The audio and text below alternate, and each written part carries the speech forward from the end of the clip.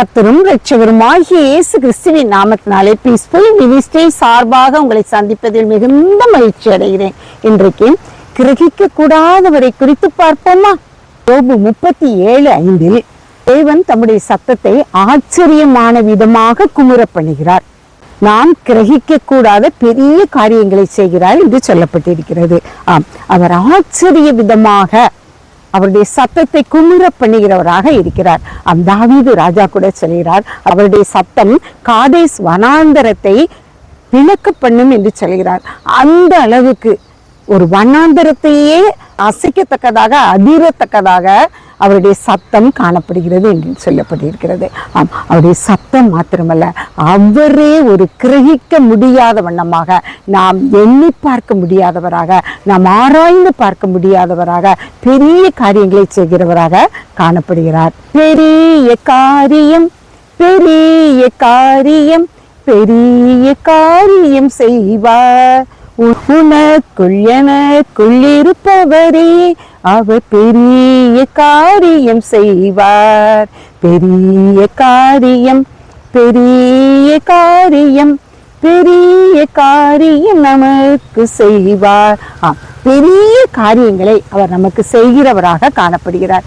எப்படி அவர் பெரிய காரியம் செய்வார் என்று நாம் பார்க்கும் பொழுது, நம்முடைய வாழ்க்கையில நம்முடைய கற்பத்தின் கனியை நாம் நினைத்து பார்க்கும் பொழுது யாருமே நினைத்து பார்க்க முடியல. வயிற்றுக்குள்ள ஒரு பெண்ணின் வயிற்றுக்குள் 10 மாதம் அளவும் அந்த கற்பம் எவ்வளவு விசித்திரமாக தன் தாயின் வயிற்றில் அது உருவான விதத்தை யாராலும் சொல்ல முடியாதவனமாக அது உருவாகி வளர்ந்து ஒரு குழந்தையாக உருவெடுத்து உலகுக்கு வருகிறது. இந்த காரியத்தை நாம் நினைத்து பார்க்கும் பொழுது இது எவ்வளவு பெரிய காரியமாக காணப்படுகிறது. இது கிரகித்து பார்க்கக்கூடிய பெரிய காரியம் அல்லவா?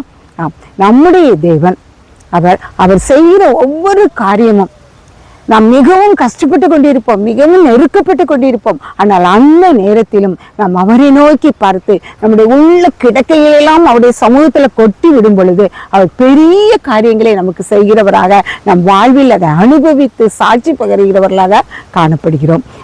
கர்த்தரால் முடியாத காரியம் ஒன்றுமே கிடையாது.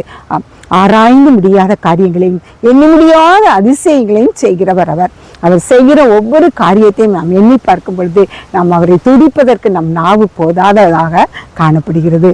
அத்தனை பெரிய வல்லமையுடையவராக அவர் காணப்படுகிறார். இந்த வேதத்திலும் கூட நாம் பார்க்கும் பொழுது 2 ராஜாக்கள் 5ஆம் அதிகாரம் முதல் 14 வசனங்கள்ல நம்ம இந்த சம்பவத்தை பார்க்கலாம். அதாவது சீரிய ராஜாவின் படைத்தலைவனாகிய நாகமான் எண்ணிக்கைக்கு அடங்காதவனாக அவன் ராஜாவுக்கு அதிகமாக கிரியை செய்கிறவனாக காணப்பட்டான். அவன் எப்படிப்பட்டவனாக காணப்பட்டான் என்றால் ஒரு குஷ்டரோகியாக காணப்பட்டான். அப்பொழுது அவனுடைய வீட்டிற்கு அவன் அடிமையாக கொண்டது ஒரு சிறிய பெண் அவனிடத்தில் சொல்றார், நம்முடைய ராஜா சமாரியா நாட்டின் தீர்க்கதரிசியிடத்தில் போவாரானால் அவர் சுகம் பெறுவார் அப்படின்னு சொல்றான். உடனே அந்த பெண் சொன்னதை கேட்டு நாகமனுடைய மனைவி நாகமன்ட்ட சொல்றா, இந்த பெண் இப்படியாக சொல்றா, நீங்க சமாரியாவில் உள்ள தீர்க்கதரிசியை போய் பார்த்தீங்கன்னால் உங்களுக்கு பரிபூர்ண சுகம் கிடைக்கும்னு சொல்றா. உடனே என்ன செய்யறான் நாகமான் ராஜாவிடத்துல போய் சொல்றாரு.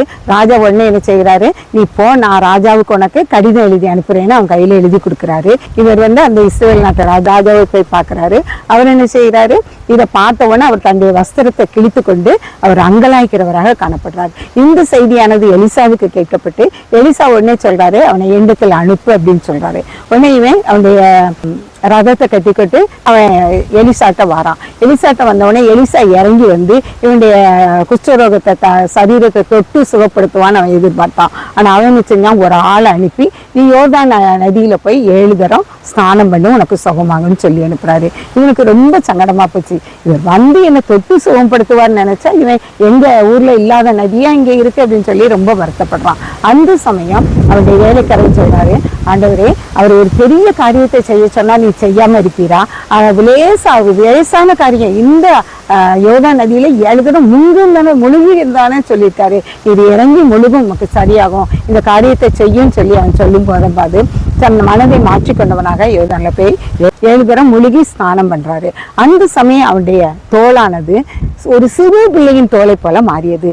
ஒரு குஷ்டரோகியானவன், ஒரு தீர்க்கதரிசியின் வார்த்தையை கேட்டு அவன் கீழ்ப்படிந்தவனாக அந்த ஆற்றிலே அவன் முழுகி ஸ்நானம் பெறும் பொழுது அவனுடைய குஷ்டரோகம் அவனை விட்டு முழுமையாக நீங்கி அவன் ஒரு சிறு பிள்ளையை போல தொழுடையவனாக காணப்பட்டான். எத்தனை பெரிய காரியம்! இந்த காரியத்தை கிரகிக்க முடியாத அளவுக்கு அது பெரிய காரியமாக ஆண்டவர் செய்து கொடுத்தார்.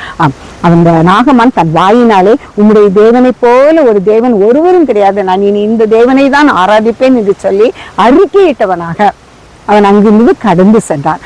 இன்றைக்கு நாம் எப்படிப்பட்டவர்களாக காணப்படுகிறோம்? நம்முடைய வாழ்க்கையில கிரகிக்க முடியாத எத்தனையோ நோய்கள் காணப்படும். இந்த நோய் சுகமாகுமா, இந்த கஷ்டம் என்னை விட்டு நீங்குமா, இந்த பாடு என்னை விட்டு நீங்குமா, எத்தனை என்னை எல்லாரும் பிள்ளைகளே என்று கடிச்சு கொட்டுகிறார்களே, இந்த பாடெல்லாம் என்னை நீங்கி நான் எப்பொழுதும் சந்தோஷமாய் வாழ்வேன் என்று நம்முடைய நெஞ்சம் கதரும். ஆனால் ஆண்டவருடைய சமூகத்துல இந்த நாகம்மானுக்கு அந்த சிறு சொன்ன செய்தியை கேட்டு அவன் சென்று அவன் சொன்னதை கேட்டு அவன் செய்தபடியால் அவனுக்கு பெரிய காரியமாக அந்த குஷ்டரோகத்திலிருந்து அவன் சுகப்படுத்தப்பட்டான். அதுபோல நாமும் ஆண்டவருடைய சமூகத்துல காத்திருந்து அவருடைய சமூகத்துல நம்முடைய உள்ள கிடக்கையெல்லாம் முற்றிலுமாக அவரிடத்துல அங்கலாய்க்கும் பொழுது நம்முடைய அங்கலாய்ப்பை அவர் கேட்கிறவராக, நமக்கு பதில் தருகிறவராக, யாரும் எதிர்பார்க்க முடியாத, நாமும் கிரகிக்க முடியாத பெரிய காரியத்தை நம்முடைய வாழ்க்கையில் அவர் செய்ய சித்தமுள்ளவராய் இருக்கிறார். முடியாத அதிசயங்களை செய்கிறவர் நம் வாழ்க்கையில் அவர் செய்வதற்கு எந்த ஒரு தடையும் இருக்காது. தடைகளை தகர்த்து போடுகிறவர் அவர். அப்படிப்பட்ட தெய்வத்தை நாம் சுதந்திரமாக பெற்றுக்கொண்டிருக்கிறபடியால் நம்முடைய வாழ்க்கையில எல்லா காரியங்களையும் நாம் சுதந்திரித்துக் கொள்வதற்கு நாம் முதலாவதாக நம்மை முற்றிலுமாக அவருடைய கரத்துல அர்ப்பணித்து அவருடைய சமூகத்துல நம்ம எல்லாவற்றையும் சொல்லும் பொழுது கிரகிக்க முடியாத பெரிய காரியங்களை செய்ய வல்லவராக, அவரே பெரியவராக நம்முடைய வாழ்க்கையில காணப்படுவார். மாத்திரமல்ல, இசையா 35 அதிகாரம் முதல் 8 வசனத்துல இந்த சபமும் சொல்லப்பட்டிருக்கிறது. அதாவது ஏசாயா தீர்க்கதரிசி எசேக்கியாட்ட போறாரு, உங்களுடைய காரியம் கவனக்கிடமாக காணப்படுகிறது, நீர் மரித்து போயிரு, உங்களுடைய வாழ்க்கையை ஒழுங்குபடுத்தும் அப்படின்னு சொல்லும் பொழுது எசேக்கியா என்ன செய்கிறான்? சுவர்புறமாக திரும்பி அழுகிறான்.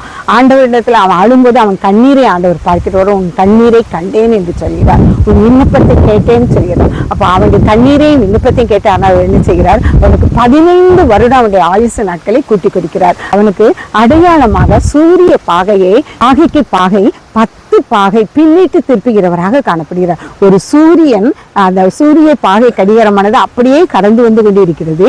இந்த கடிகாரத்தின் அளவை அவர் என்ன செய்கிறார்? பின்புறமாக திருப்புகிறார். 10 மணி என்பது 1 மணி என்பது காட்டக்கூடிய அளவுல பின்னாளர், அதாவது கடிகாரம் ஓடாமல் அப்படியே நிற்கத்தக்கதாக 10 பாகை நிற்கத்தக்கதாக ஆண்டவர் கிரியை செய்கிறார். இவ்வளவு பெரிய ஒரு சூரியனையும் அவரால் நிறுத்த முடியும் என்றால் அவர் படைத்த சூரியன் தான். ஆனால் அதை தன்னுடைய ஸ்தானத்திலே சுழன்று கொண்டிருக்கிற அந்த சூரிய பாகையை கூட அவரால் நிறுத்த முடியுமே. ஆனால் நம்முடைய வாழ்க்கையில நாம் எத்தனை பாடுகள், எத்தனை கஷ்டங்கள் ஏற்பட்டாலும் அந்த கஷ்டங்களை ஆண்டவருடைய சமூகத்துல கண்ணீரோடு நாம் விண்ணப்பம் செய்யும்போது அந்த எசேக்கியாவின் விண்ணப்பத்தை கேட்ட ஆண்டவர் நம்முடைய விண்ணப்பத்தையும் அவர் கேட்க வல்லமையுடையவராக இருக்கிறார். அப்படிப்பட்ட ஆண்டவரை நாம் அவருடைய சமூகத்துல காத்திருக்கணும், அவருடைய வேதத்தை வாசிக்கணும். நமக்குரிய பிரச்சனைகள் எல்லாம் மற்றவங்ககிட்ட நம்ம சொல்லாம அவருடைய சமூகத்துல அண்ணால போல நம்ம இதயத்தில் உள்ளெல்லாம் ஊற்றி விட்டு நாம் வெளியே வரும் பொழுது அப்புறம் நாம் துக்கமுகமாய் இருக்க வேண்டிய அவசியமே கிடையாது. எனக்கு தந்தார் என் தேவன், நான் கேட்டதையெல்லாம் எனக்கு தந்தார் என்று சொல்லி நாம் வீரமாக வெற்றி வசனமாக நம்முடைய வாயிலிருந்து வார்த்தைகளை உதிர முடியும். அப்படிப்பட்ட கிருபையை ஆண்டவர் நமக்கு தர சித்தமுள்ளவராய் இருக்கும் பொழுது நாம் ஆண்டவர் ஒவ்வொரு நாளும் அவரிடத்துல நம்முடைய வேதனைகளை கண்ணீரின் காணிக்கையாக நம்ம ஆண்டவருடைய சமூகத்துல செலுத்தும் பொழுது நம்முடைய விண்ணப்பத்தை கேட்டு நமக்கு அவர் கிருபை செய்து நம்முடைய வாழ்க்கையை ஜெயமுள்ளதாக மாற்ற கிருபை செய்கிறவராக காணப்படுகிறார். கவலையா, கஷ்டமா, பாடா, துக்கமா, துன்பமா எதுவா இருந்தாலும் அவருடைய சமூகத்துல காத்து நிற்கும் போது அவர் நமக்கு பெரிய காரியங்களை செய்து நம்மை மகிழ செய்கிறவராக காணப்படுகிறார்.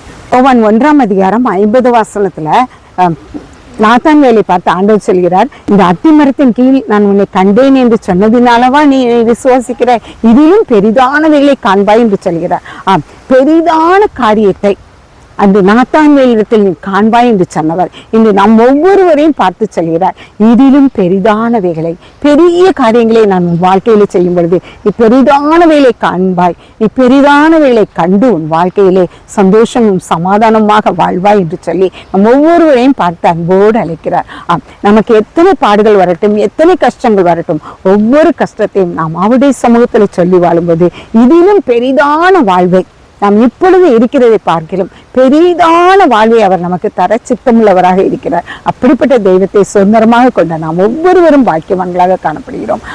ஆண்டவர் ஒவ்வொருவரையும் அவருக்கு சித்தமானபடி, நம்முடைய விருப்பப்படி, நம்முடைய விருப்பத்தை அவர் கேட்டவராக செயல்படுத்த வல்லவராக இருக்கிறபடி அவருக்கே நம் வாழ்க்கை முற்றிலுமாய் அர்ப்பணிப்போம். ஆண்டவர் தாமே இந்த வார்த்தைகளை ஆசீர்வதிப்பாராக. ஜெபம். உங்களை அளவில்லாமல் நேசிக்கிற அருமையான தகப்பனே, இதிலும் பெரிதானவர்களை காண்பாய் என்று சொன்னீரே, பெரிய காரியங்களை செய்வேன் என்று சொன்னீரே. அந்த எஸ்ஐக்கு அவன் வாழ்க்கையிலே நீ செய்தீரேப்பா, நாகமண்டை வாழ்க்கையிலே செய்தீரேப்பா, இன்று எங்களுடைய வாழ்க்கையிலும் அப்பா நீ பெரிதான காரியங்களை செய்து எங்கள் வாழ்க்கையிலே சுகவீனம் ஏற்படாத வண்ணம், எந்த ஒரு நோய்க்கு நாங்கள் அடிமையாகாத வண்ணம், எல்லா நோய்களையும் எங்களை விட்டு எதிர்த்துப்பட செய்கிறவராக நீர் எங்களுக்கு பெரிய காரியங்களை செய்ய வேண்டும் என்று கேட்கிறோம்ப்பா. இந்த செய்தியை கேட்கிற ஒவ்வொருவரும் அப்பா தோப்பனை உண்மை நோக்கி பார்க்கும் பொழுது அவர்களுக்கு நீ சுகத்தை அளிக்கிறவராக, அவர்கள் வேண்டிய விருப்பத்தை நீ நிறைவேற்றுகிறவராக காணப்பட போகிற கிருபைக்காக நன்றியோடு துதிக்கிறோம், சோஸ்தரிக்கிறோம்ப்பா.